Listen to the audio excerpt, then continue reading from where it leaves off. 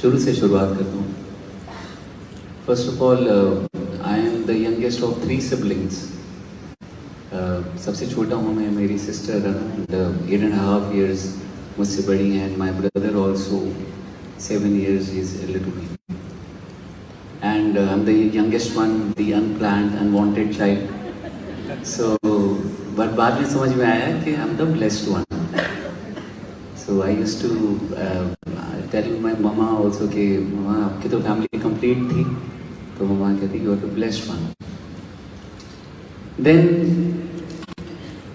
84 की बात, 84 में I was born, and 96 में फिर my mother joined Art of Living Shri Shri Ravishankar जी के साथ। उन्होंने she did the course over there, and उन्होंने जब कोर्स किया तो जैसी माँ बाप भी जहाँ जाते हैं बच्चे भी ऑटोमेटिकली वहाँ जाते ही हैं, है ना, आपके नोइंगली अननोइंगली ऐसे ही होता है।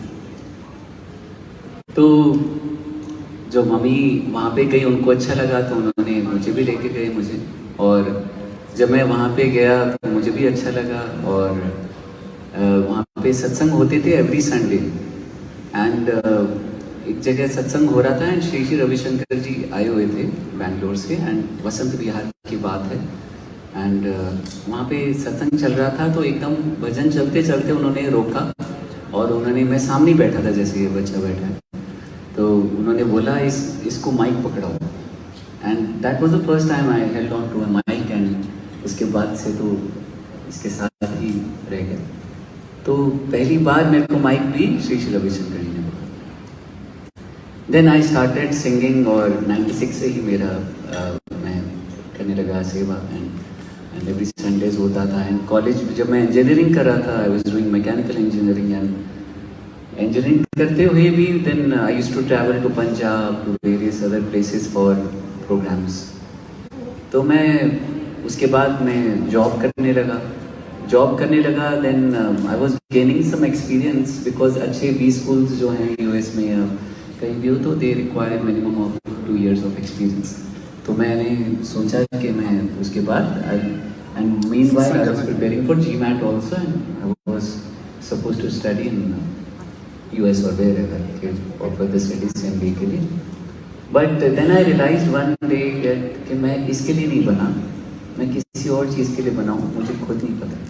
इतना तो पता है कि मैं क्यूबिकल या ऑफिस में आई डोंट बिलोंग देयर, मेरे को तब ये जब अंदर से आया। देन ये हुआ कि मैंने I left everything and got full time into music. तो मैं आर्ट ऑफ लिविंग के लिए सेवा करता था, हर जगह जाता था और प्रोग्राम्स करता था। And from 2007 till 2010 it was like this. But 2010 में कुछ ऐसी चीज़ें हुई जो मुझे लगता है तब मेरे साथ क्यों हो रही है, मे बी पॉलिटिक्स और what ever, I will not name anybody, ऐसा कुछ नहीं, बट ऐसा सब कुछ हुआ, सर्कमस्टांसेस ऐसे हुए, तो मुझे सोचना पड़ा कि मुझे क्या करना है। स्पेशली जब शादी की बात होती थी तो जैसे आई मेट, एंड कोइंसिडेंस की भी एक हद होती है, या मुझे लगता है कि 7 July 2010 we started dating, me and Suhani, she is my wife now, ना।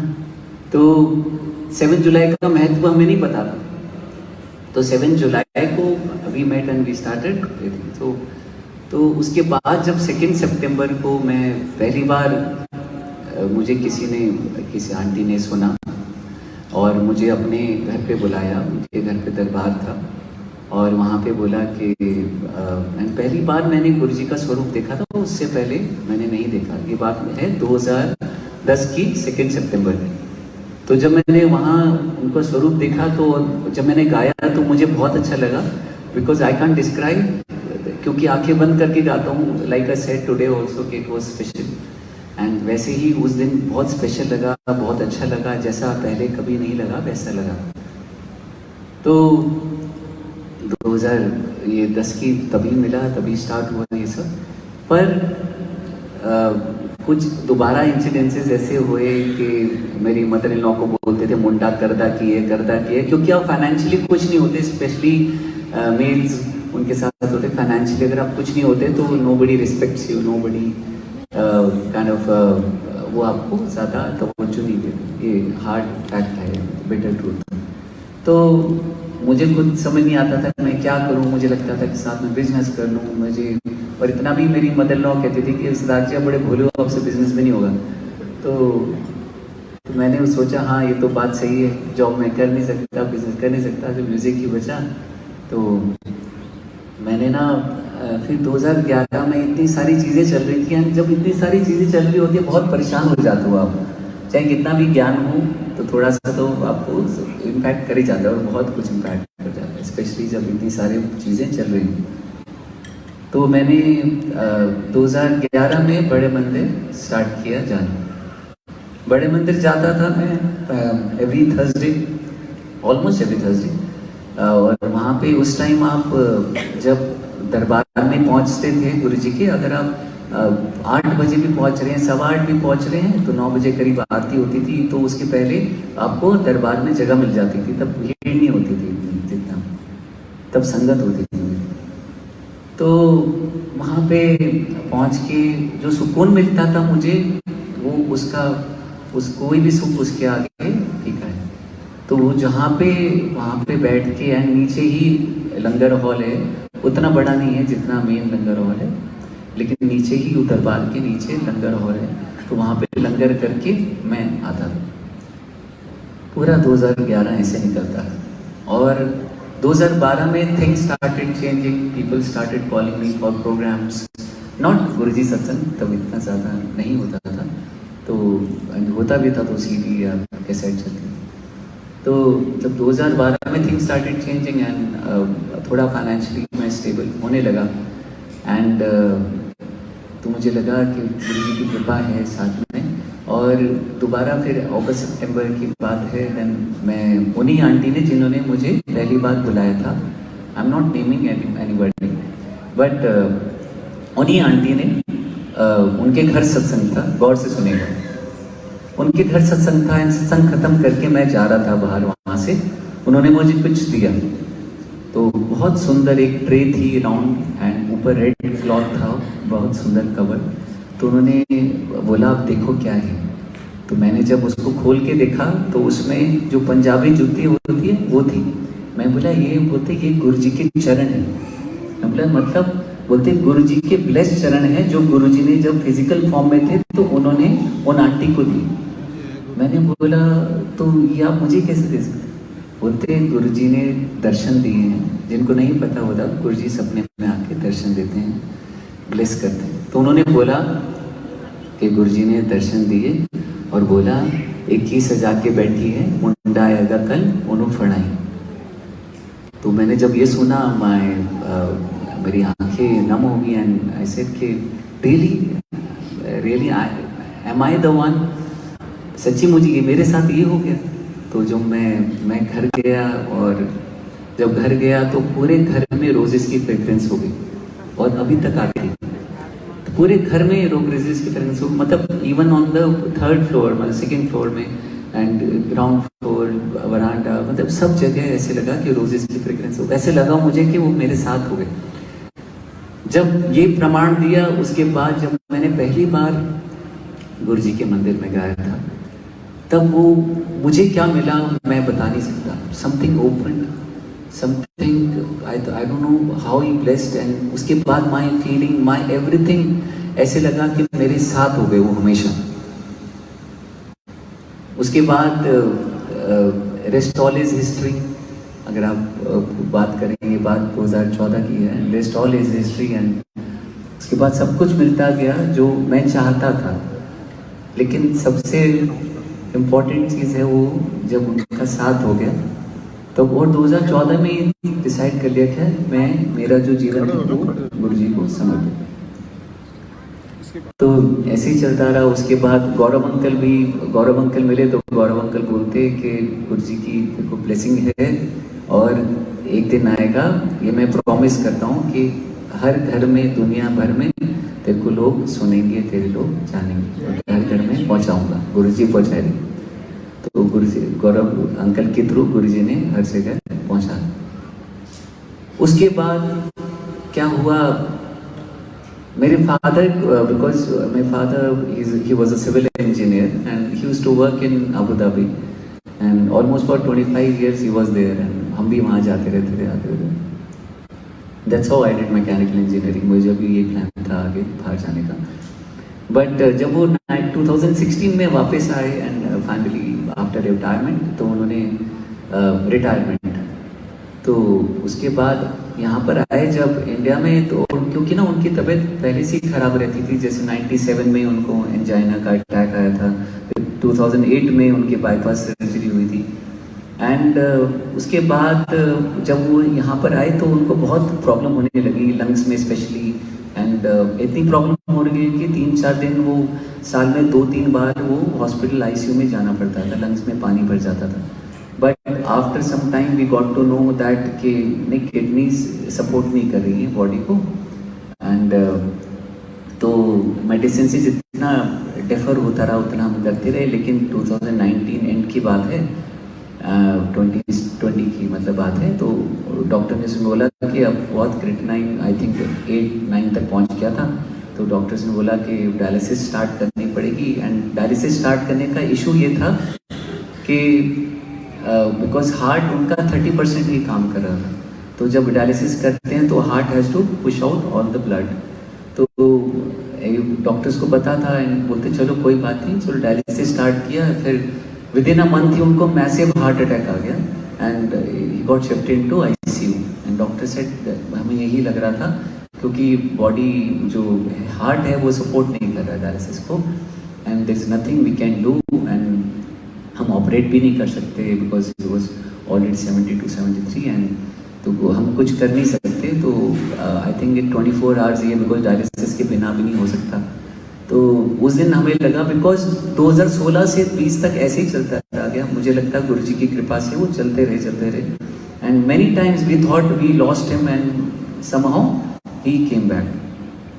तो जब ये लास्ट ही मुझे लगा this is the final goodbye, तो मैं घर पे था, मैं हॉस्पिटल से आया था. मैंने अरदास की वही चरणों के सामने गुरु जी के. तो मैंने बोला कि गुरु जी या तो पापा को मोक्ष दे दीजिए या तो इनको ठीक कर दीजिए. तो इतना माइंड में बैक ऑफ माइंड चल ही रहा था कि ठीक कैसे हो जाएंगे. बट लेकिन मैंने अरदास की, मांगा नहीं कभी. मांगा तो मैंने कभी भी नहीं गुरु जी से आज तक, तभी सब कुछ मिला मुझे से. तो मैंने उस दिन अरदास की, मैंने बोला या तो मोक्ष दे दीजिए या तो आप ठीक कर दीजिए गुरु जी जैसे.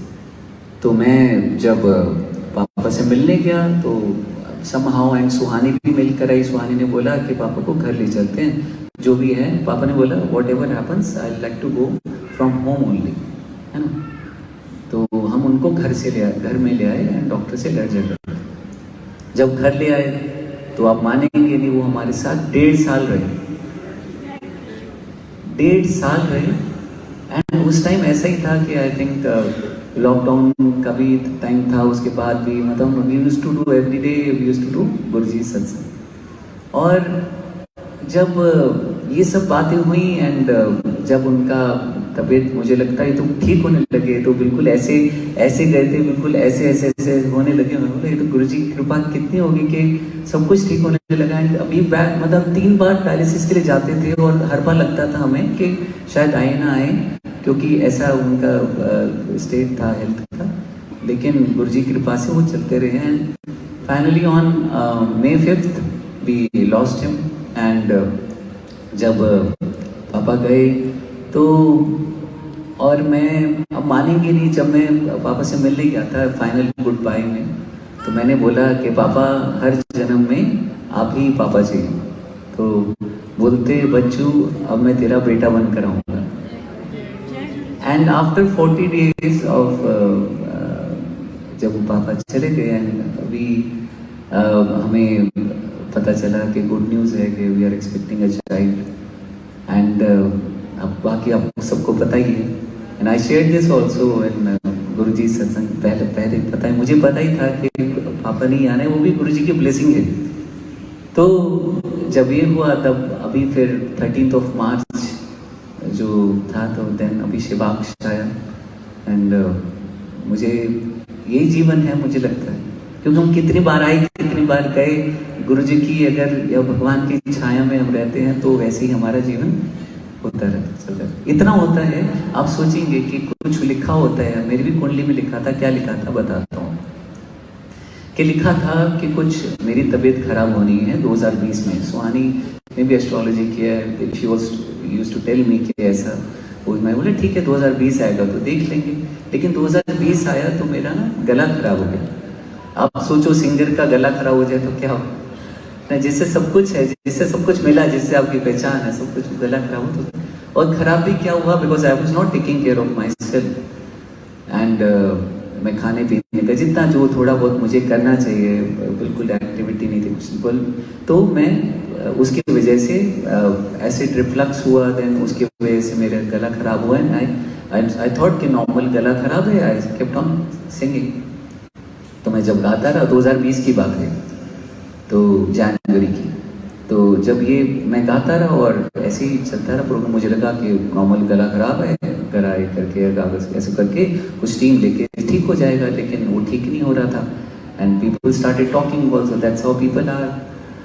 सो कि जब ये सब चलता रहा तो आई वेंट टू, मुझे लगा, फिर I took a break from the programmes, I went to Gangaram and doctor Devendra Rai, everybody told me that he is the best in ENT, आप उनको दिखाइए। गंगाराम में गया, उनको दिखाया तो उन्होंने बोला कि तो गले में वोकल कॉर्ड में सिस्ट हो गया है। मैं बोला सिस्ट हो गया है, ऐसे कैसे हो गया है? तो मैं बोला स्वानी को बोला, मैं स्वानी हमारे साथ कैसे हो गया, हम तो कभी किसी बोलते नहीं कि किसको डांटा भी नहीं आता। तो बोलते तो इतना, एंड वी वर शॉक कि ऐसा क्या हो गया। मैं बोला कोई बात नहीं, गुरुजी ठीक कर दें। देन जब उन्होंने बोला कि डॉक्टर ने बोला इसको कोई ऑप्शन नहीं है, वी हैव टू लेजर से इसको पॉप करना पड़ेगा, लेजर से उसको हटाना पड़ेगा। एंड हमें डर था। देन स्वानी ऑल्सो रेड, आधी डॉक्टर तो स्वानी बन गई थी कि सारा देख देख के कि कैसे क्या है, लेकिन आवाज़ चेंज हो सकती है, ये भी डर था। मैंने बोला नहीं, we can't go for this, it's surgery is a surgery. तो इतने में क्या हुआ, गुरु जी की सत्संग करती हुई बात हुई कि आयुर्वेदा में शायद बात करके देखते हैं, तो किसी से बात की, बोलते हैं आयुर्वेदा में इसका सॉल्यूशन है, इसका क्योर है। तो जब ये पता चला तो हम डॉक्टर के पास गए, डॉक्टर ने बोला हाँ जी ठीक हो जाएगा, आप मौन भी रखना, साइलेंस भी रखना। मैं बोला साइलेंस, फिर प्रोग्राम का क्या होगा, फिर ऐसे कैसे होगा, कैसे सब कुछ होगा, मैनेज होगा, रेस्ट के लिए घर पे बैठना पड़ेगा, पूरी दुनिया तो ऑलरेडी बातें कर रही है सिद्धार्थ का तो लेकिन जब ये सब बातें हुई, देन घर में हमने गुरुजी का रोज सत्संग, उस दिन क्या हुआ, तो डॉक्टर ने जैसे ही बोला कि आप रेस्ट करेंगे और मेडिसिन लेंगे तो सब कुछ ठीक हो जाएगा, मौन करना पड़ेगा। बोला अच्छा तो मुश्किल है, कैसे हम मौन करेंगे? तो I had one last program in Dubai, and Dubai से मैं करके आया था और मैं मेडिसिन ले रहा था, और मैं वो भी अपना आयुर्वेदिक मेडिसिन और रेस्ट भी कर रहा था। तो डॉक्टर ने, देवेंद्र राय को मैं दिखाने गया, तो ये सेट कि तेरे पास तो बहुत कृपा है गुरु जी की। मैं बोला क्या हुआ? बोलते तेरा तो सिस्ट बहुत कम हो गया है। तो मैंने बोला अच्छा। बोलते रेस्ट कर ले और जो भी कर रहा है करते जाए, बिकॉज एलोपैथिक डॉक्टर इतना आपको बोलेंगे नहीं कि जो भी कर रहा है करते। बोला अच्छा। तो मैं उसके बाद मैंने बोला मुझे रेस्ट चाहिए था अच्छे से। मैं बोला कोई बात नहीं स्वामी, अच्छे से रेस्ट करो, then I improve my lifestyle everything, वो बात की बात है, लेकिन मैं ये कर लेता हूँ। जब ये पता चला कि रेस्ट करना है तो मैंने सोचा कि कैसे होगा रेस्ट, क्योंकि सब पूरी दुनिया तो खुली हुई। इतने में क्या हुआ, वो लॉकडाउन हो गया कि सब लोग घर पे बैठे। जब मैं घर पे बैठा तो सब लोग, आप सब भी घर पे बैठे थे। कहने का मतलब ये है कि दुख तो आना था, दुख आया, आया नहीं आया, लेकिन वो कितना हार्म कर सकता और कितना करके गया आप ये देखो। कहते हैं ना जब आप गुरु की शरण में होते हैं तो जैसे तीर तो आना है आपकी तरफ, लेकिन तीर तो आया लेकिन आपकी टोपी लेके चला गया। इतनी शक्ति है भक्ति में, इतनी शक्ति है भाव में, इतनी शक्ति है